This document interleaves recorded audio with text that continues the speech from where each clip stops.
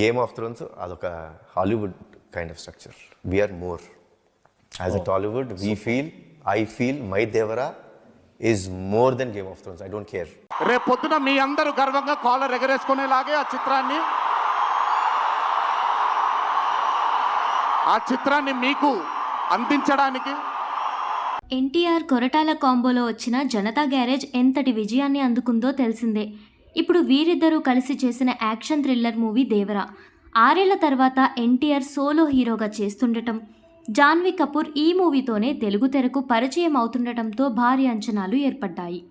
Story లైన్లోకి వస్తే ఆంధ్రప్రదేశ్ తమిళనాడు సరిహద్దు రత్నగిరి ప్రాంతమది.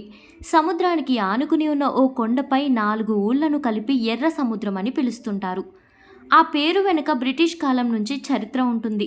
ఆ 4 ఊళ్ళ అవసరాల కోసం దేవరా, భైరా వాళ్ళ అనుచరులతో కలిసి ఎర్ర సముద్రం గుండా ప్రయాణం చేసే నౌకలపై ఆధారపడుతుంటారు. ఆ నౌకల్లో అక్రమ ఆయుధాల్ని దిగుమతి చేసుకుంటుంది మురుగా గ్యాంగ్.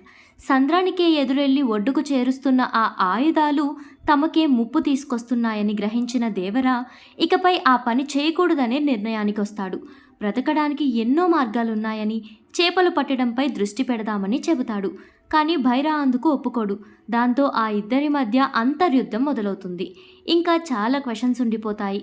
తదితర విషయాలు తెలుసుకోవాలి అంటే సినిమా చూడాల్సిందే. సినిమా ఎలా ఉందంటే ఒక కొత్త ప్రపంచాన్ని ఆవిష్కరించి దాని చుట్టూ తనదైన శైలి, భావోద్వేగాలు, గాఢతతో కూడిన కథని చెప్పే ప్రయత్నం చేశాడు దర్శకుడు కొరటాల శివ.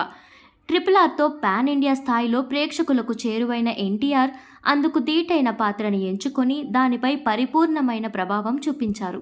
పాన్ ఇండియా స్థాయికి తగినట్టుగా విస్తృత పరిధి ఉన్న కథ ఇది. దానికి తోడు సముద్రం నేపథ్యంలో సాగడం ప్రేక్షకులకు ఓ సరికొత్త ఎక్స్పీరియన్స్ను పంచుతుంది. దశకంలో ప్రారంభమయ్యే ఈ కథతో ప్రేక్షకుడు లీనం కావడానికి ఎంతో సమయం పట్టదు. బ్రిటిష్ కాలం నుంచి ఎర్ర సముద్రానికి, అక్కడ జనాలకి ఉన్న చరిత్ర, దానికి కాపలాగా ఉండే దేవర కథను సింగప్పతో చెప్పిస్తూ కథని నడిపించిన తీరు ఆకట్టుకుంటుంది. దేవర వరా పాత్రలో ఎన్టీఆర్ ఒదిగిపోయాడు. ముఖ్యంగా దేవరా పాత్రలో ఆయన ఆహార్యం, పలికించిన భావోద్వేగాలు, పోరాట ఘట్టాలు సినిమాని మరో స్థాయిలో నిలబెట్టాయి. భైరా పాత్రలో సైఫ్ అలీ ఖాన్ కూడా గొప్ప ప్రభావం చూపించాడు. ఆ 2 పాత్రలు డి అంటే డి అనేలా ఉంటాయి. సంగం పాత్రలో జాన్వీ కపూర్ అందంగా కనిపించింది. పొంగాలి, ఉప్పొంగిపోవాలి అంటూ సందడి చేస్తుంది. కానీ ఆమె పాత్రకి పెద్దగా ప్రాధాన్యత లేదు. చుట్టమల్లె పాటతో సినిమాకు అందాన్ని తీసుకొచ్చింది. శ్రీకాంత్, ప్రకాష్ రాజ్, అజయ్, మురళీ శర్మ, శృతి తదితరులు కీలకమైన పాత్రలో కనిపిస్తారు. అనిరుద్ధ్ ఇచ్చిన మ్యూజిక్ థియేటర్స్ మొత్తం షేక్ అవుతాయి. ఆ రేంజ్లో ఇచ్చాడు మ్యూజిక్. ముఖ్యంగా రత్నవేలు కెమెరా పనితనం ఈ సినిమాకి హైలైట్. విజువల్ ఎఫెక్ట్స్, ప్రొడక్షన్కి డిజైన్, సరికొత్త ప్రపంచం పక్కాగా తెరపై ఆవిష్కరించబోతుంది.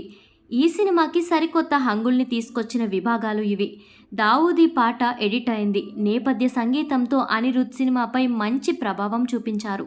పోరాట ఘట్టాల్ని డిజైన్ చేసిన తీరు కూడా మెప్పిస్తుంది. మూవీ ప్రొడ్యూసర్ కళ్యాణ్ రామ్ ఇచ్చిన statement, game of Thrones bigger than it's my Devara అని ఇచ్చిన స్టేట్మెంట్ మరీ అంత కాకపోయినా పర్వాలేదు.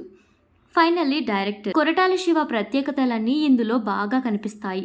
ఆయన మాటలు, కథారచన, భావోద్వేగాలు ప్రభావం చూపించాయి. దేవరా అడిగినాడంటే చెప్పినాడని, చెప్పినాడంటే భయం పోవాలంటే దేవుడి కథ వినాలా, భయం అంటే ఏంటో తెలియాలంటే దేవర కథ వినాలా, సంద్రం ఎక్కాల, ఏలాలా, ఇలా చాలా మాటలు తన మార్క్ కనిపించాయి. This is our review. Buy the tickets, enjoy this weekend. Next వీడియోతో మళ్ళీ కలుద్దాం. అంతవరకు ఛానల్ని లైక్ చేసి సబ్స్క్రైబ్ చేయండి. Bye bye.